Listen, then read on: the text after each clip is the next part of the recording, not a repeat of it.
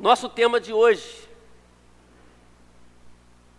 na hora do desânimo, na hora da aflição, você vai entender já, o texto propõe para a gente esse tema, na hora do desânimo. Abra sua Bíblia, sermão baseado no capítulo 45, retratando um momento de Baruque, especificamente deste escriba, deste homem que ajudou e que viveu tão perto de Jeremias, as angústias de Jeremias, ele também acaba vivendo algumas, e o capítulo 45 vai nos mostrar isso. Nós vamos lembrar do que nós falamos na semana passada, sermão 40, capítulo 44, nós falamos sobre um ritmo de vida sem sentido, e nós identificamos algumas coisas a partir do texto. Primeiro, esse ritmo de vida sem sentido, ele ignora insistentemente a revelação trazida por Deus, ele produz aflições desnecessárias. Eu falei que nós já temos aflições, mas algumas pessoas fabricam e provocam outras aflições, cria uma lógica equivocada de pensamento e desperdiça o futuro planejado por Deus. E de forma contrária, não poderia ser diferente, um ritmo de vida com sentido, com significado, ele abraça a revelação de Deus como aquela que tem a última palavra. Ele vive com sabedoria para não produzir aflições além daquelas que já enfrentará naturalmente, compreende o valor do arrependimento, pensa dentro da lógica do reino de Deus, importante isso, pensarmos dentro da lógica do reino, e ele crê no futuro planejado por Deus, crê que o futuro planejado por Deus é algo a ser vivido intensamente. Eu quero viver o que Deus tem para mim.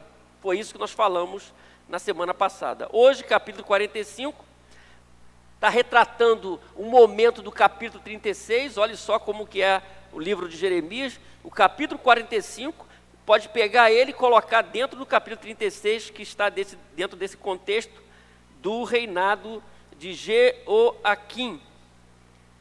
Nós vamos ler o texto e nós vamos poder já, o conjunto da obra ali, não é?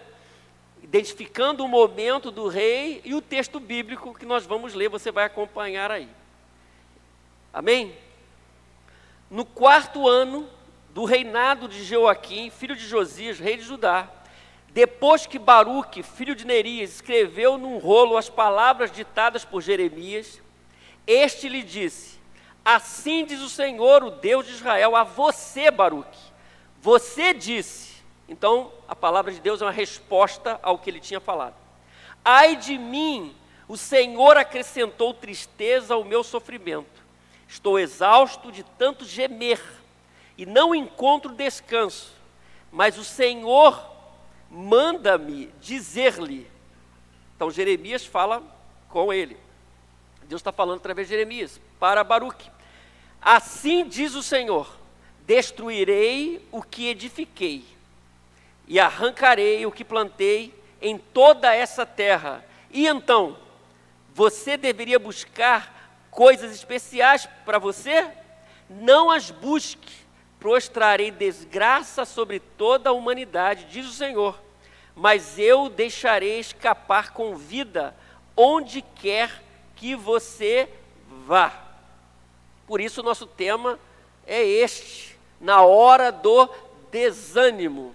Eu gostaria de destacar 3 questões básicas antes de avaliarmos o texto e esse tema na hora do desânimo. A primeira coisa, meus irmãos, é que o desânimo ele vai se manifestar em alguns momentos em sua vida, em minha vida, em nossa vida. O desânimo, ele vai se manifestar em algum momento de nossa vida, em sua vida. Não tem como fugir. Vivendo nessa realidade de vida, seja você um cristão ou não, porque às vezes as pessoas criam umas coisas estranhas ao Evangelho, mesmo sendo de Jesus, mesmo fazendo parte do corpo de Cristo, em algum momento o desânimo vai se manifestar em sua vida. Essa é uma verdade que nós não podemos fugir. Então lembre-se que um momento da vida você vai enfrentar algum tipo de abatimento, de tristeza, de aflição. Segundo, nós não podemos controlar tudo o que acontece em torno da nossa vida. Só Deus pode controlar tudo. Nós não controlamos tudo. Entendeu isso, irmãos? Nós não podemos controlar tudo. Por isso que enfrentamos em alguns momentos o abatimento, porque nós não controlamos. E quem quer controlar tudo vai sofrer mais ainda. Porque às vezes a gente quer controlar o que não se pode controlar. Nós queremos controlar e a gente não entende as variáveis aí que vão acontecendo, as situações da vida. Então nós não podemos controlar tudo. Isso é importante quando a gente está pensando nesse tema. E terceiro, super-heróis só existem nos filmes. Nós somos frágeis. Talvez você se identifique com algum super-herói desses filmes que tem aí. Agora há pouco terminou uma série longa de super-heróis, não é? Quem gosta, aí você se identifica com alguém daquele que tem alguns poderes. Mas nós somos frágeis, nós não somos super-heróis. Eu quero enfatizar isso. Mesmo na estrada da fé, nós não somos super-heróis. O fato de você ser um cristão não te livra de situações difíceis. O diferencial seu é que Deus está sempre presente, amém, irmãos? Esse é o diferencial. O livro de Isaías fala muito sobre isso. Quando passares pelo fogo, significa que vai passar. Quando passares pela água, vai passar. Mas diz a palavra, eu estarei contigo. Então esse é o diferencial. Quando nós estamos falando sobre esse tema, que o capítulo 45 provoca, nós precisamos lembrar dessas três situações. Você vai ficar desanimado em algum momento da sua vida. Às vezes a gente não quer, mas você vai ficar. Se você não ficou ainda, vai ficar. Segundo, nós não podemos controlar tudo. Só Deus tem esse poder e Ele controla tudo. Nós estamos vendo aqui no livro de Jeremias isso, que Ele está agindo no reino de Judá, num poder babilônico, em todas as situações ali, para trazer o fim que Ele quer, o propósito que Ele quer, e assim é até a volta de Cristo. Super-heróis não existem. Nós somos frágeis, mas podemos contar com Deus, isso é o diferencial maior. Agora, a grande pergunta nessa noite, meus irmãos, é quando chega o abatimento, o que você faz? Das vezes que você enfrentou abatimento, desânimo, o que você fez? Se você está vivendo um momento de abatimento agora, o que você está fazendo? Essa é a pergunta que não quer calar. O que nós fazemos nesses momentos, nessa experiência de abatimento? Então nós vamos ver que o texto vai nos mostrar um caminho que Deus estava propondo para um momento específico de Baruque. Então não é uma palavra mais para aquele povo que foi para o Egito, não era uma palavra especificamente para um rei, ou para o povo de Judá, é uma palavra para Baruque, um momento dele, que ilustra os momentos nossos também, que nós podemos viver de abatimento. Então vamos lá, nós já lemos o texto. Na hora do desânimo, desse abatimento, a primeira coisa que a Bíblia nos sugere, a partir do capítulo 45, é descansar na soberania de Deus. Descansar em Deus, na soberania de Deus, em quem Ele é, mesmo não entendendo tudo, porque nós não entendemos tudo, Deus sabe de todas as coisas. O texto é uma resposta a uma queixa de Baruque. O verso 2 e 3 diz assim: assim diz o Senhor, o Deus de Israel, a você, bem específico, porque Deus fala com a gente em momentos mais variados, de uma forma muito específica, em cada contexto. A você, Baruque, e Deus lembra ele, né? Você disse, Deus lembrou que ele tinha falado. Ai de mim, o Senhor acrescentou tristeza ao meu sofrimento, estou exausto de tanto gemer e não encontro descanso. A Nova Versão Transformadora diz assim: Assim diz o Senhor, o Deus de Israel, a você, Baruque, você disse, estou cercado de aflições. Será que já não sofri o suficiente? E agora o Senhor acrescentou ainda mais dor. Estou exausto de tanto gemer e não encontro descanso. Então fica claro para a gente que Baruque estava vivendo um momento pessoal de aflição, de angústia. E ele já tinha falado isso. Deus está lembrando o que ele tinha falado. O ai de mim, o Senhor me acrescentou tristeza. Nesse momento, meus irmãos, Deus está querendo que ele repense a sua vida. Olhe para a soberania do próprio Deus. Em momentos de angústia, em momentos de desânimo, nos momentos de abatimento, nós precisamos crer que existe um Deus soberano. Amém? Nós somos frágeis, nós não controlamos tudo, como eu disse. Nós enfrentamos um mundo caído, nós vivemos no mundo caído.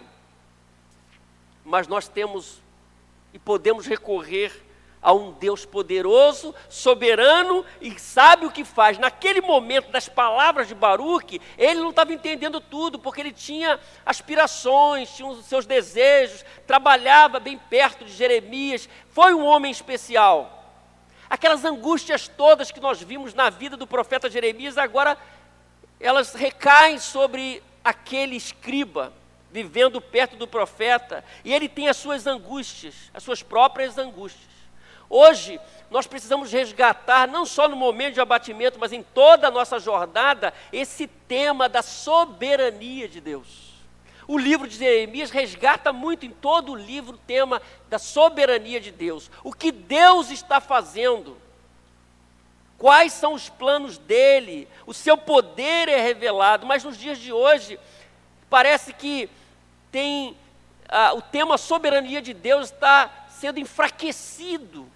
As pessoas parecem ser soberanas, elas parecem ser donas de si mesmas, e Deus está nos ensinando que nós devemos descansar na soberania de Deus nos vários momentos. Baruque está vivendo o momento dele, talvez você está vivendo o seu. Não importa o que está causando o abatimento, o remédio é o mesmo. Eu preciso descansar em Deus. Amém? Na soberania de Deus. Se nós não descansarmos, ou se criarmos um Deus, não é? Um Deus que não é bíblico, as pessoas vão querendo controlar Deus numa visão infantil.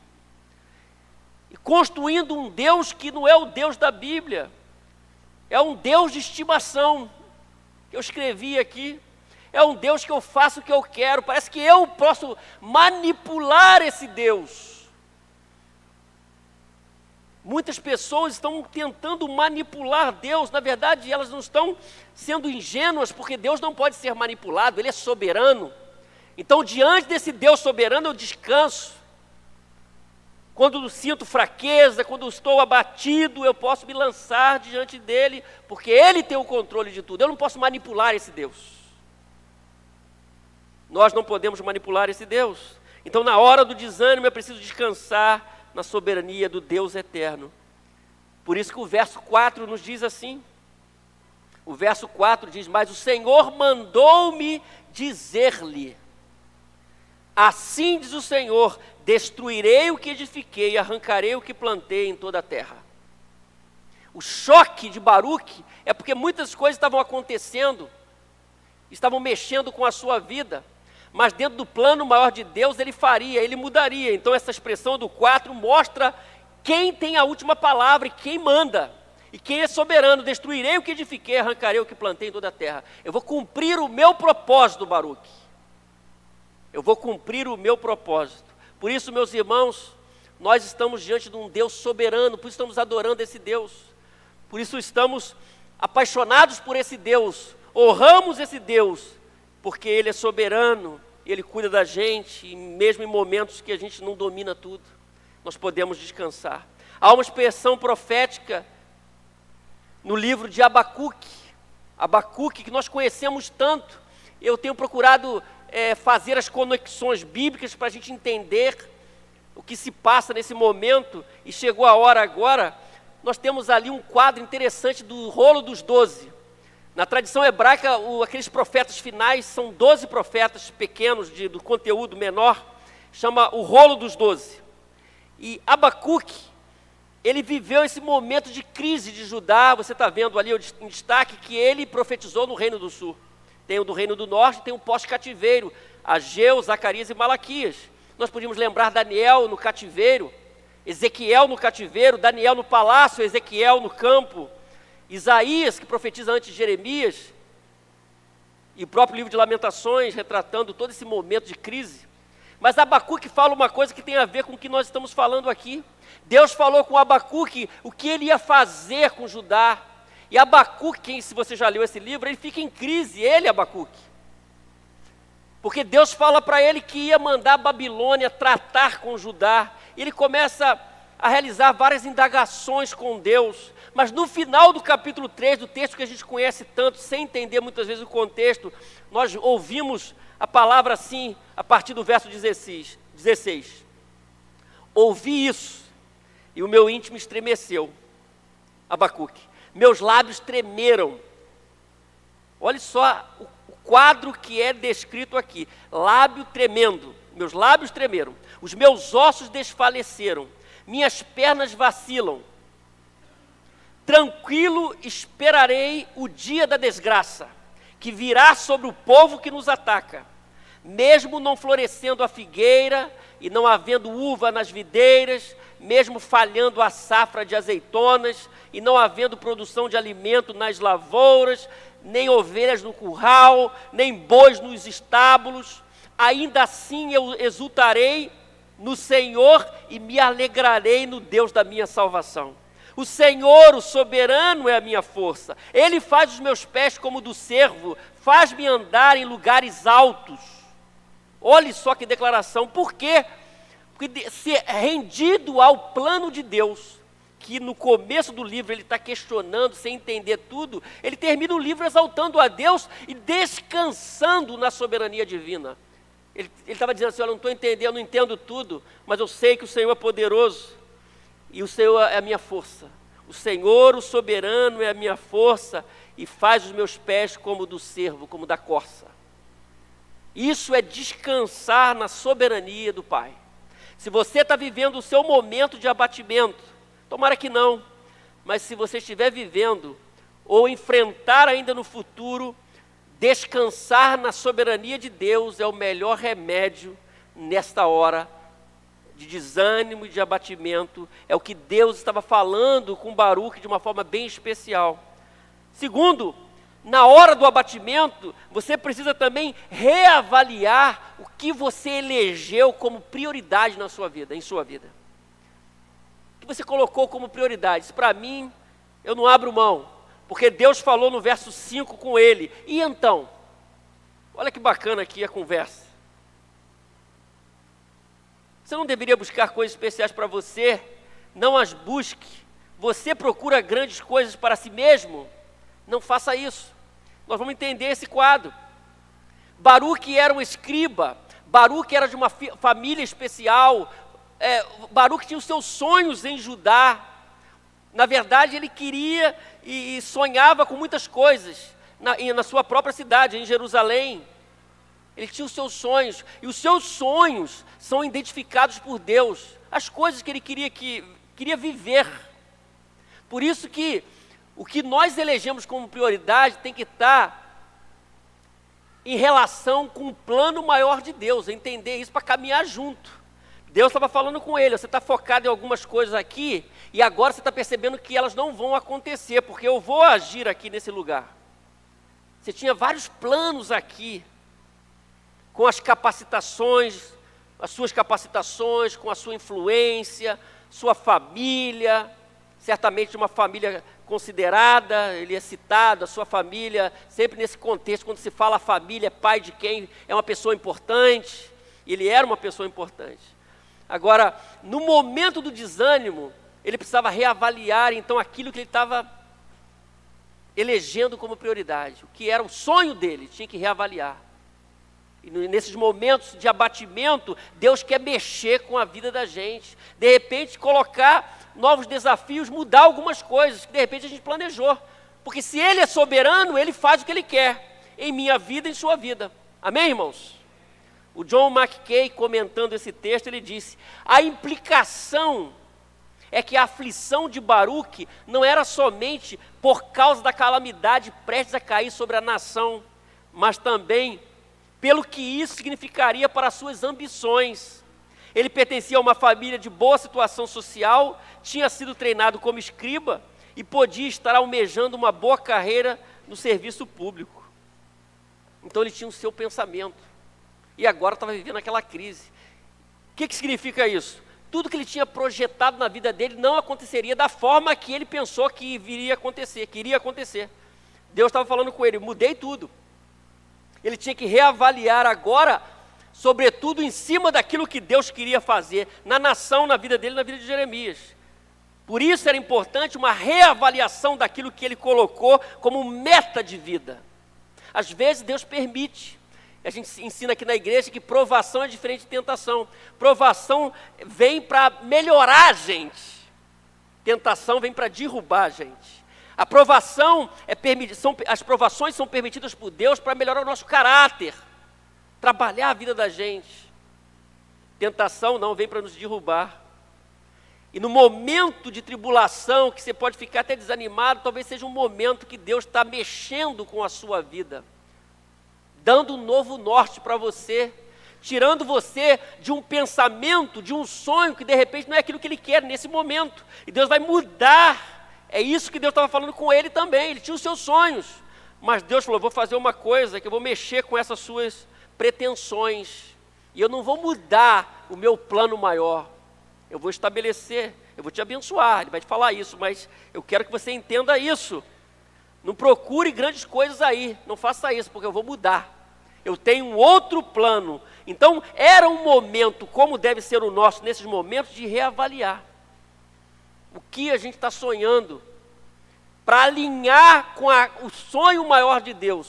Eu alinho com o sonho maior de Deus. E como você pode reavaliar o que elegeu como prioridade? Tenho 3 sugestões para você. Primeiro, repensando o processo por meio do qual realizou a escolha. Elegeu aquilo, né? Como foi esse processo? Deus está tratando com você está repensando como foi esse processo. Isso é bom, repensar a vida é coisa boa. Sobretudo se você quer acertar na caminhada da fé. Melhorar como gente de Deus, melhorar como mulher de Deus, melhorar como homem de Deus, melhorar como servo de Deus. O repensar sempre é bom. Louvado seja Deus, porque Deus nos deu uma mente, a capacidade de raciocínio. Aliás, isso está ligado à imagem de Deus. Nós somos criados à imagem de Deus, nós temos essa capacidade de raciocínio, de pensamento. E repensar tantas vezes a caminhada, a jornada é coisa boa.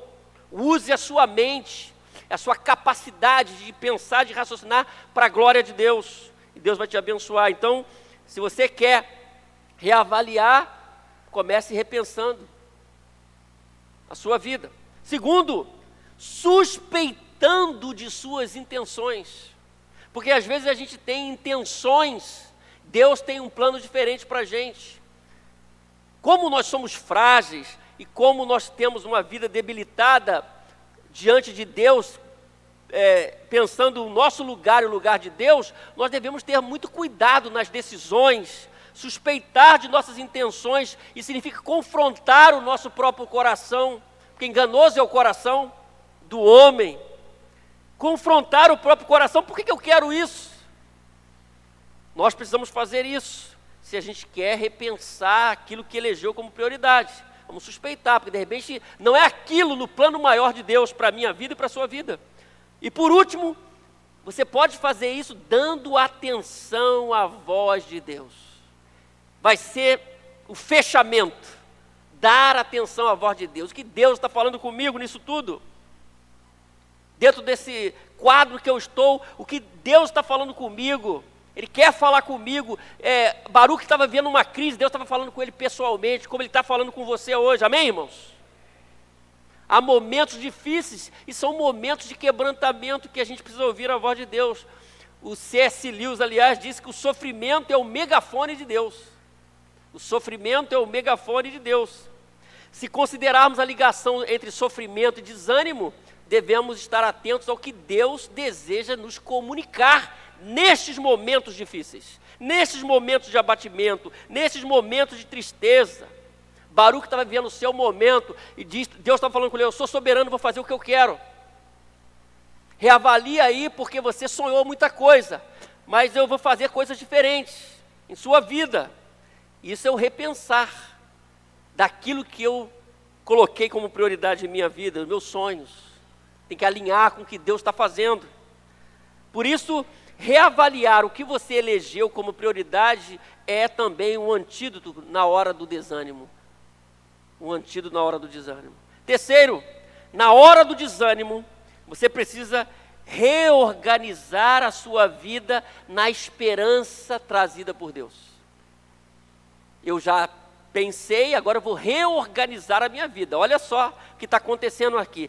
Diz o Senhor, verso 5, final: mas eu vou fazer o que eu quero, o que eu plantei vou arrancar, mas eu deixarei escapar com vida onde quer que você vá. Porém, a outra tradução diz: porém, darei sua vida como recompensa onde quer que vá. Eu, o Senhor, falei.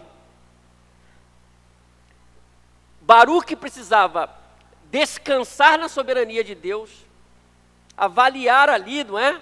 O que ele tinha, reavaliar o que ele tinha colocado como prioridade em sua vida, os seus sonhos, suas intenções, e depois disso ele tinha que reorganizar, que eu reavaliei e reorganizo. Mas eu organizo não na minha própria força, eu reorganizo na esperança da palavra de Deus, na esperança trazida por Deus. Isso é um diferencial daquelas pessoas que levam a Deus a sério. Em tempos difíceis, eu preciso focar o meu coração na esperança trazida por Deus. O livramento, Deus estava falando com ele: olha, os seus sonhos não serão concretizados aqui, mas eu vou te abençoar, Baruque. Eu vou estar com você, Baruque. Eu vou poupar a sua vida onde você for. Eu vou cuidar de você. Não seria como ele queria, como ele estava pretendendo, melhor dizendo, mas Deus estava dando uma palavra para ele, que estaria com ele, uma palavra de esperança. Nos momentos de abatimento, se o nosso coração estiver aberto, nós sempre vamos receber essa palavra de esperança de Deus, porque Deus está sempre falando conosco. Amém, irmãos? Deus está falando com você. Reorganize a sua vida. Agora pense na palavra reorganizar. Se eu preciso reorganizar, é porque alguma coisa está fora do lugar. Eu preciso olhar para aquilo que eu acho que está organizado e reorganizar. Talvez, hoje é o dia da mulher, a Francelina diga para o Ricardo assim, eu vou dar um exemplo aqui, amém, irmãos?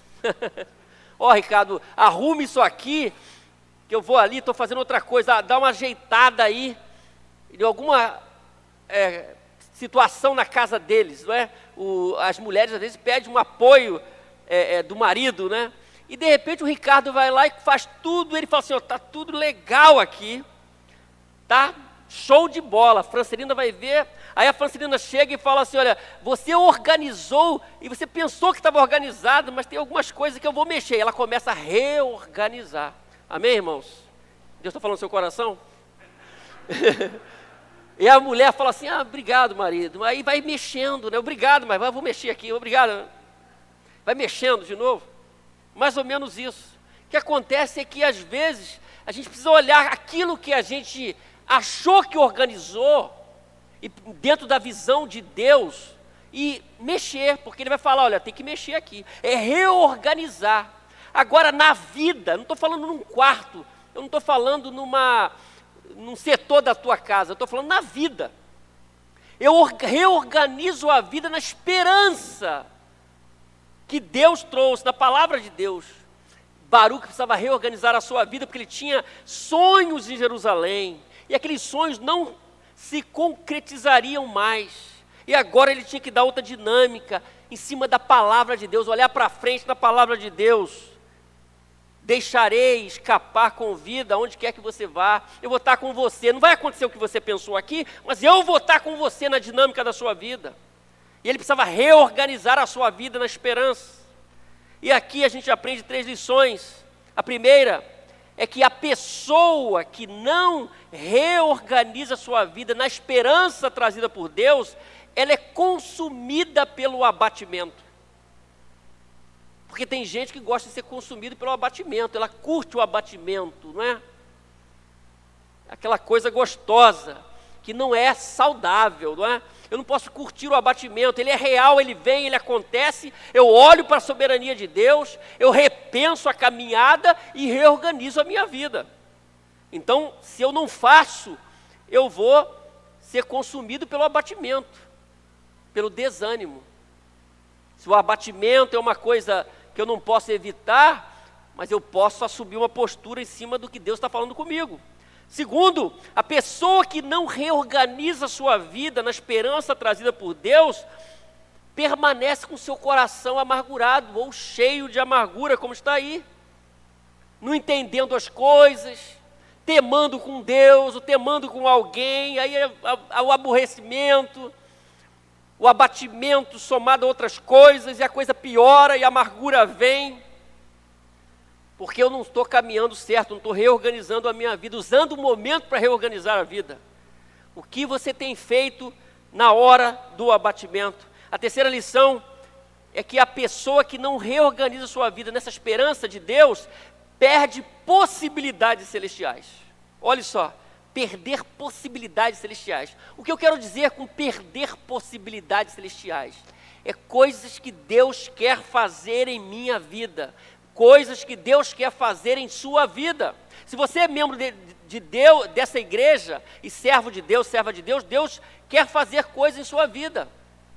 Se você está aqui, você precisa saber disso, que Deus quer agir em sua vida e realizar coisas extraordinárias. Mas se eu não reorganizo a minha vida na palavra de Deus, ou a partir da palavra de Deus, que produz esperança, eu vou perder as possibilidades que Deus tem para a minha vida, celestiais, coisas boas, coisas maravilhosas. Por isso que eu não posso deixar de reorganizar a vida, faz parte do processo. Eu vou olhar, vou repensar, vou reorganizar. Baruque estava vivendo o seu momento, como um escriba, como um ajudante de Jeremias, tendo um papel super importante. Muito do que nós temos aqui ele escreveu, né, o livro de Jeremias, não é? Ele foi um instrumento de Deus, mas estava vivendo o seu abatimento. E outra coisa aqui, meus irmãos, se você tem uma ficha boa de trabalhos prestados ao Senhor, não significa que você, num dado momento, vai ter luta. Baruque tinha uma ficha boa, mas Deus estava mexendo com a vida dele, e Deus estava ouvindo o seu clamor, a sua angústia, o seu abatimento, e estava dando uma palavra para ele. Nós não podemos condenar Deus se nós andamos em fé, se andamos na palavra, se levamos a sério a Deus, a palavra de Deus, e num dado momento as coisas fogem do nosso controle. Fogem mesmo, mas não fogem do controle de Deus. Jamais não fogem do controle de Deus. Nós somos servos de Deus e nós descansamos na soberania dele. Meus irmãos, o salmista no Salmo 33 diz assim, olha só, Salmo 33. Nenhum rei se salva pelo tamanho do seu exército, nenhum guerreiro escapa por sua grande força. O cavalo é vã esperança de vitória, apesar de sua grande força. É incapaz de salvar, mas o Senhor protege aqueles que o temem. Aqueles que firmam a esperança no seu amor, para livrá-los da morte e garantir-lhes vida, mesmo em tempos de fome. Amém, irmãos? Mas o livro de Lamentações, a gente fecha aqui. Lamentações são expressões do que aconteceu em Judá na visão do profeta Jeremias. Lamentações 3 diz, digo a mim mesmo, Jeremias, a minha porção é o Senhor, portanto nele porei a minha esperança. O Senhor é bom para com aqueles cuja esperança está nele, para com aqueles que o buscam. É a palavra de Deus. Vou repetir. O Senhor é bom para aqueles cuja esperança está nele. A sua esperança está em quem? O Senhor é bom, de novo, para com aqueles cuja esperança está nele, para com aqueles que o buscam.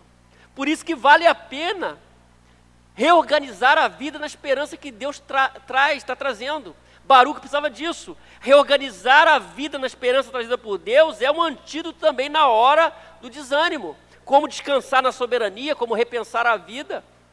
E a gente vai aprendendo coisas interessantes para a nossa jornada de fé, meus irmãos.